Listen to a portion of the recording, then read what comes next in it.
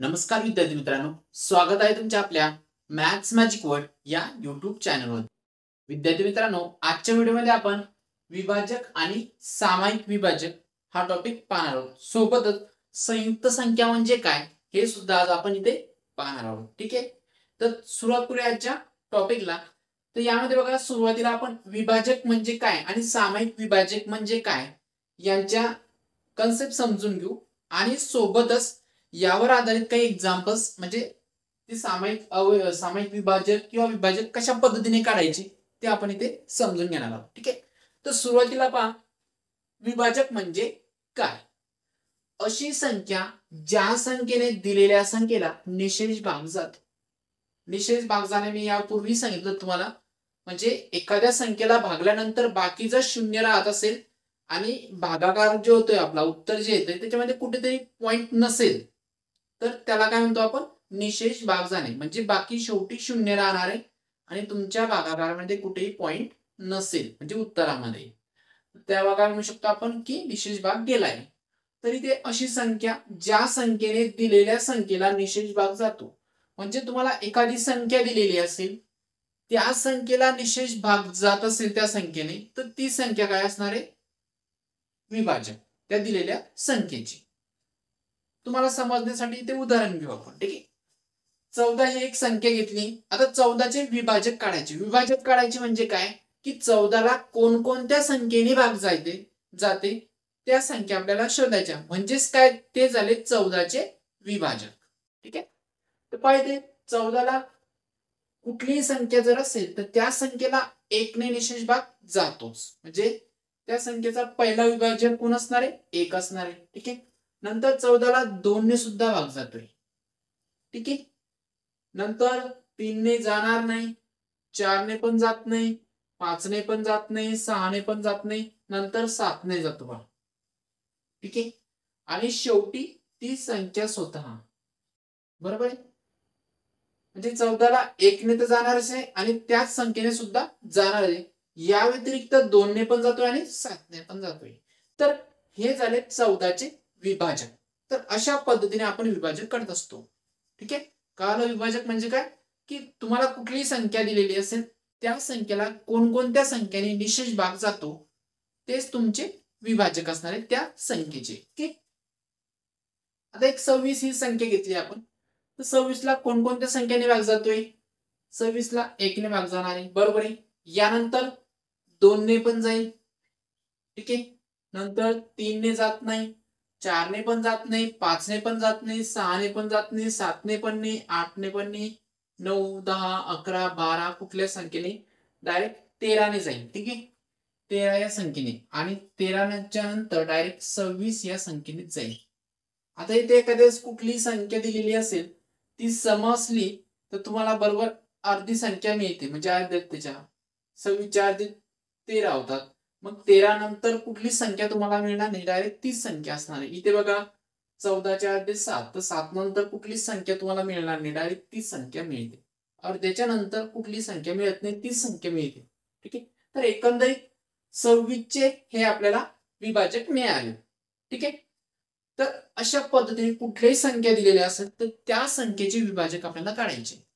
या संदर्भात आपण अजून एक्झाम्पल घेणार आहे। ठीक आहे, कारण त्यावरूनच आपल्याला संयुक्त संख्या काय असतात, मूळ संख्या काय असतात, समूळ संख्या काय असतात हे आपल्याला समजून घ्यायचंय। त्यासाठी हा टॉपिक आपण अगोदर घेतलेला आहे। ठीक आहे, यानंतर बघा सामायिक विभाजक। विभाजक शब्द समजलाय तुम्हाला, पण सामायिक म्हणजे काय?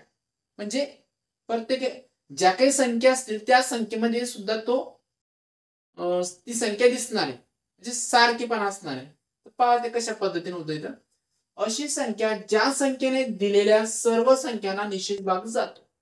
म्हणजे काय, तुम्हाला इथे काही संख्या दिलेल्या असेल, मग त्या 2 असतील, 3 असतील, 4 असतील, ठीक आहे, कितीही असतील, त्या संख्यांना जर कुठल्या तरी एका, 2 की एकापेक्षा जास्त किंवा एक असेल, त्या संख्येने जर निशेष भाग जात असेल त्या सर्वच्या सर्व संख्यांना, तर आपण त्या विभाजकाला किंवा त्या संख्येला सामायिक विभाजक असे म्हणतो। ठीक आहे, कदाचित तुम्हाला समजलं नसेल तर एक्झाम्पल पाहू, त्यावरून तुम्हाला लक्षात येईल। काय म्हटलं मी, अशी संख्या ज्या संख्येने दिलेल्या सर्व संख्यांना निशेष भाग जातो. असं समजू 14 आणि 26 या दोन संख्या आपल्याला दिलेल्या आहेत आणि याचे आपल्याला सामायिक विभाजक काढायचे. सामायिक विभाजक काढण्यासाठी तुम्हाला अगोदर त्या संख्येचे विभाजक माहित असणे खूप गरजेचं आहे. ठीक आहे. तर इथे बघा 14 आणि 26 चे अगोदरच आपण विभाजक काढलेले म्हणजे आपल्याला यांचे विभाजक माहित आहे. ठीक आहे. तर यानंतर आपण काय करणार आहे, आता यामध्ये हे जे विभाजक तुम्हाला दिलेले तर यामध्ये अशा संख्या शोधा की त्या दोन्ही ठिकाणी कॉमन असणार आहे. तर पहा इथे पण एक दिसतोय आणि इथे पण दिसतोय म्हणजे एकने 14 ला पण भाग जातो 26 ला पण जातो. तर हा काय झालाय 14 व 26 चा सामायिक विभाजक झाला. ठीक आहे. का? कारण की एकने दोन्ही संख्यांना निश्चित भाग जातो. अजून बघा इथे 2 आहे इथे पण 2 आहे म्हणजेच काय 2 या संख्येने 14 ला आणि 26 ला दोघांनाही निश्चित भाग जातोय म्हणून 2 पण घेतला. आता यानंतर बघा 13 इकडे दिसत नाही 7 इकडे दिसत नाही 26 इकडे दिसत नाही 14 इकडे दिसत नाही. बरोबर आहे. म्हणजेच काय फक्त इथे तुम्हाला दोनच संख्या अशा मिळाल्या 1 आणि 2 की त्या दोन्ही संख्या 14 आणि 26 ला भागतात निश्चित भाग जातो त्यांनी. म्हणजेच काय हे झाले त्यांचे सामायिक विभाजक. जे अशा संख्या तुम्हाला शोधायच्या की त्यांनी दिलेल्या सर्व संख्यांना निश्चित भाग जाईल म्हणजेच तेच झाले आपले सामायिक विभाजक. तर एकंदरीत तुम्हाला विभाजक आणि सामायिक विभाजक हा कन्सेप्ट कळाला असेल. ठीक आहे. तर यावरती आपण अजून एक्झाम्पल्स घेणार आहे जेणेकरून आपल्याला मूळ संख्या काय असतात संयुक्त संख्या काय असतात आणि सहमूळ संख्या काय असतात हे समजून घेण्यास मदत होईल. ठीक आहे. तर यावरती आपण अजून एक्झाम्पल घेऊया. आता यानंतर बघा आपण इथे काही विभाजक काढण्याचे काही एक्झाम्पल्स इथे घेतलेले. ठीक आहे. तर इथे काही संख्या घेतलेल्या आहेत पहा 21. तर 21 चे विभाजक काय म्हणतात 21 ला कोणकोणत्या संख्यांनी भाग जातोय आपले पहा इथे 1 ने जातोय 3 ने जातो 7 ने जातो आणि 21 ने जातोय. ठीक आहे. याच पद्धतीने 36 बघा 36 ला 1 ने सुद्धा भाग जातो 2 ने जातो 3 ने 4 6 9 12 18 36. तर हे झाले 36 चे विभाजक म्हणजे या सर्व संख्यांनी 36 ला निशेष भाग जातोय. त्याच पद्धतीने 30 चे बघा 1 2 3 5 6 10 15 30 हे 30 चे विभाजक आहेत. 15 चे विभाजक 1 3 5 15 45 चे 1 3 5 9 15 45 35 चे 1 5 7 35 आणि हे 20 आणि हे 25 चे. तर एकंदरीत विभाजक कशा पद्धतीने काढतोय हे तुम्हाला कळालंच असेल. फक्त तुम्हाला काय बघायचं की दिलेल्या संख्येला कोणकोणत्या संख्येने निशेष भाग जातोय तेच त्या संख्येचे विभाजक असतील. ठीक आहे. तर हे झालं विभाजक. आता इकडे बघा 7 5 11 13 29 37 या संख्या घेतलेल्या आहेत. या संख्यांचे सुद्धा आपण विभाजक काढलेले आहेत. पण तुमच्या असं लक्षात आलं असेल की सर्व संख्यामध्ये एक विभाजक तर सगळ्यांचाच असणार आहे पण सोबतच तीच संख्या इथे विभाजक म्हणून पण राहते. फक्त तुम्हाला इथे सर्व संख्यांचे दोनच विभाजक दिसत आहेत. 7 ला पण दोनच आहे 1 आणि 7 5 ला सुद्धा 1 5 11 ला 1 11 13 ला 1 13 29 चा 1 29 आणि 37 चे 1 37. तर असं का होतंय. ठीक आहे. तर इथूनच मूळ संख्या कोणत्या आणि संयुक्त संख्या कोणत्या हे आपल्याला ओळखायला येतं. मूळ संख्या कुठल्या असतात आणि संयुक्त म्हणजे थोडक्यात सांगणार तुम्हाला. ठीक आहे. मूळ संख्या हा टॉपिक आपण सेपरेट बघणार आहोत. तर पहा इथे 2 पेक्षा जास्त तुम्हाला विभाजक मिळतात संख्यांची आणि ते काही संख्यांचे विभाजक फक्त 2च मिळतात. तर लक्षात ठेवा ज्या संख्यांचे तुम्हाला विभाजक 2च मिळतील काय ज्या संख्यांना फक्त विभाजक 2च मिळतील त्या असतील मूळ संख्या. त्या असतील मूळ संख्या आणि ज्या संख्येचे विभाजक 2 पेक्षा जास्त मिळतील त्या संयुक्त संख्या. तर या इकडे ज्या संख्या घेतलेल्या आहेत या सर्व संयुक्त संख्या आहेत. संयुक्त संख्या। तर इकडे ज्या संख्या दिलेल्या आहे तर या संख्येमध्ये तुम्हाला 2 पेक्षा जास्त विभाजक मिळत आहेत, म्हणून या संख्यांना आपण संयुक्त संख्या असे म्हणतो। तर या ज्या संख्या आहेत यांना फक्त 2च विभाजक मिळतात, त्यांच्यामध्ये पण कोण असणार आहे, एक असेल आणि एक स्वतः तीच संख्या असते। तर या ज्या संख्या असतात अशा त्यांना आपण मूळ संख्या म्हणत असतो। ठीक आहे, तर तुम्हाला संयुक्त संख्या आणि मूळ संख्या यांच्यामधील फरक सुद्धा कळाला असेल। ठीक आहे, तर यानंतर आता सामायिक विभाजक घेऊया आपण ह्याची। ठीक आहे, आता यानंतर बघा हे जे विभाजक आपण घेतलेले इथे आणि हे, तर यामधल्याच काही संख्या घेतलेल्या आहेत आणि त्या संख्येचे आपल्याला सामायिक विभाजक काढायचे। सामायिक विभाजक म्हणजेच काय, अशी संख्या की त्या संख्येने दिलेल्या सर्व संख्यांना निश्चित भाग जाईल। आता इथे बघा, इथे आपण सामायिक विभाजक घेतलेले, इथे थोडीच जागा आहे, इथेच आपण घेणार आहोत कारण की तुम्हाला सर्व संख्यांचे विभाजक दिसावेत यासाठीच आपण इथे घेतलेले आहे। तर पहा इथे 30 व 15 यांचे तुम्हाला सामायिक विभाजक काढायचे। 30 आणि 15, इथे 30 आहे, हे 30 आणि हे इकडे 15, या दोन संख्यांचे। तर यांच्यामध्ये सारख्या संख्या कुठल्या आहेत, एक दोन्ही ठिकाणी आहे। ठीक आहे, यानंतर 3 इकडे आहे, इथे पण आहे आणि इथे पण आहे, म्हणजे 3 घेणार आपण। ठीक आहे, यानंतर 2 इकडे नाहीये, 5 आहे, 5 दोन्ही ठिकाणी आलेला आहे, 5 घेऊया।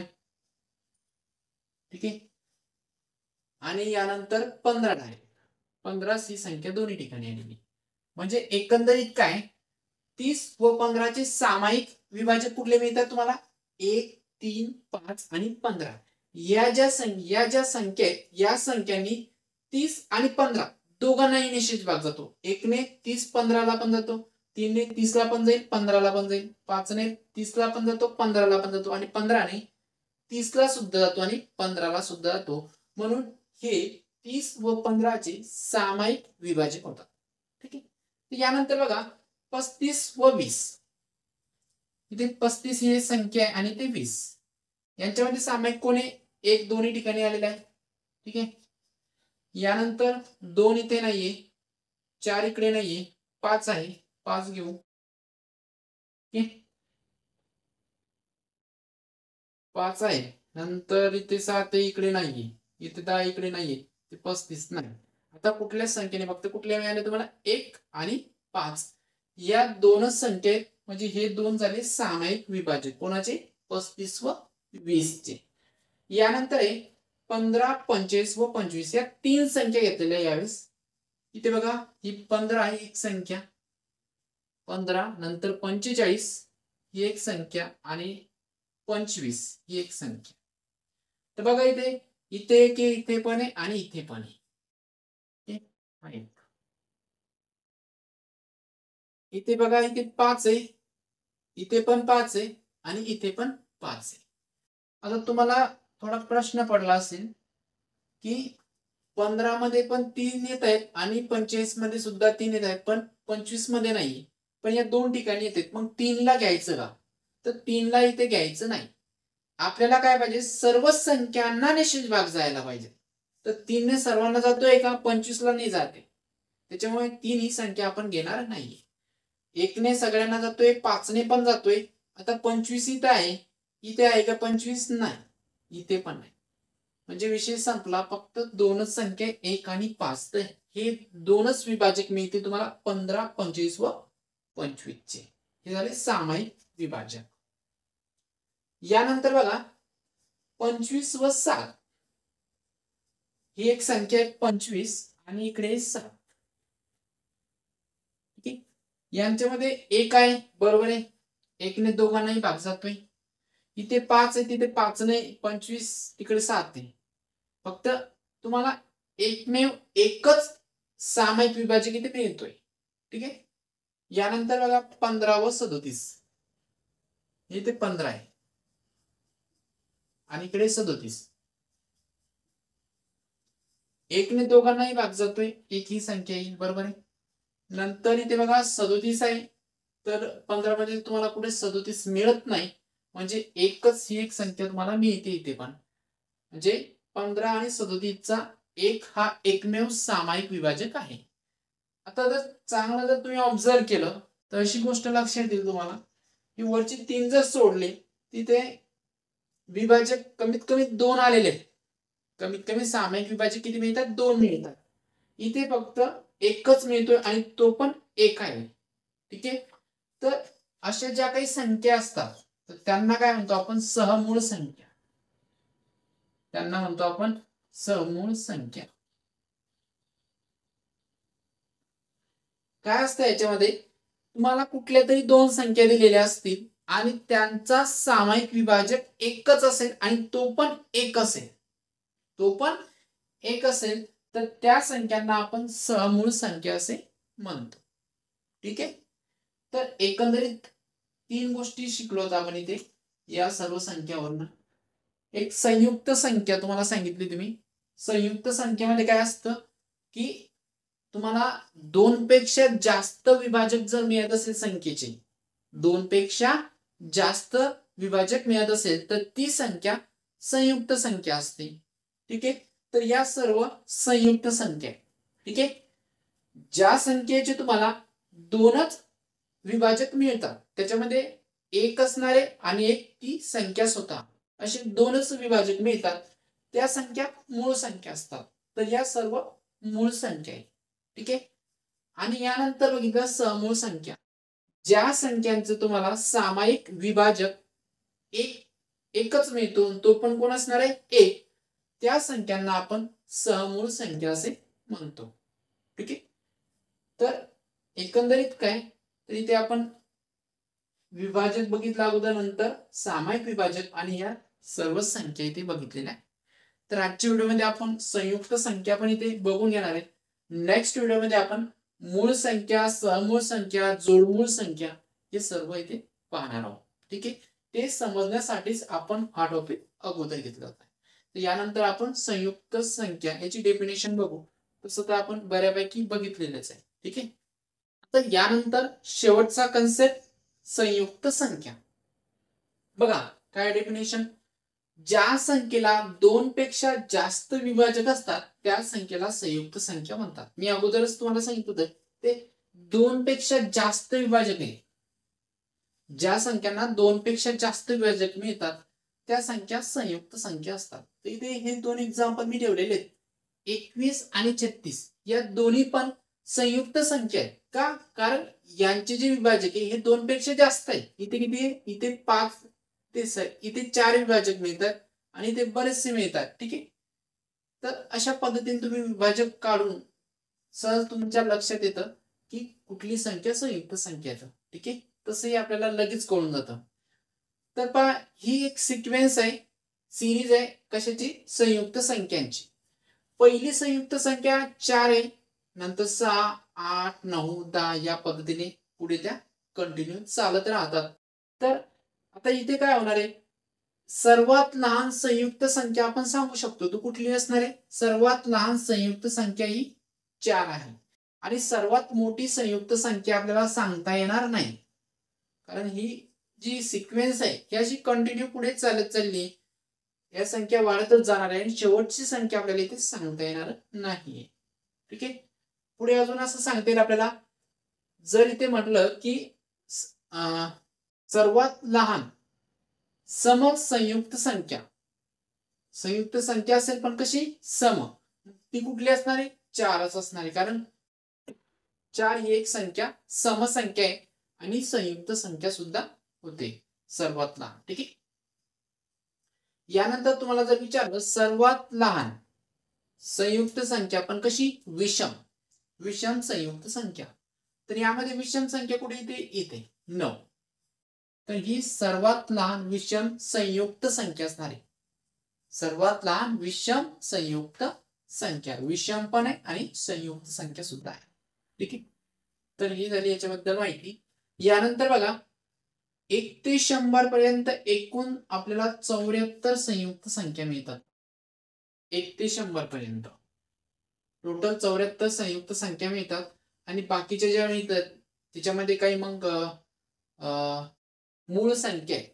25 मूळ संख्या असतात आणि 1 आणि 0 1 आणि 0 या संयुक्त संख्या होत नाही, या संयुक्त पण होत नाही आणि मूळ संख्या सुद्धा होत नाही. ठीक आहे, ही गोष्ट तुम्हाला लक्षात ठेवायची. तर 1 ते 100 पर्यंत तुम्हाला 74 संयुक्त संख्या मिळतात. तर अशा पद्धतीने आपण जेमतेम सर्व माहिती बघितलेली आहे. तर यानंतरच्या व्हिडिओमध्ये आपण मूळ संख्या काय होतात, जोडमूळ संख्या काय होतात, सहमूळ संख्या, सहमूळ पण म्हणजे जेमतेम आपण बघितलेलं आहे कसं राहतं, ते डिटेलमध्ये थोडं आपण पुढच्या व्हिडिओमध्ये पाहणार आहोत.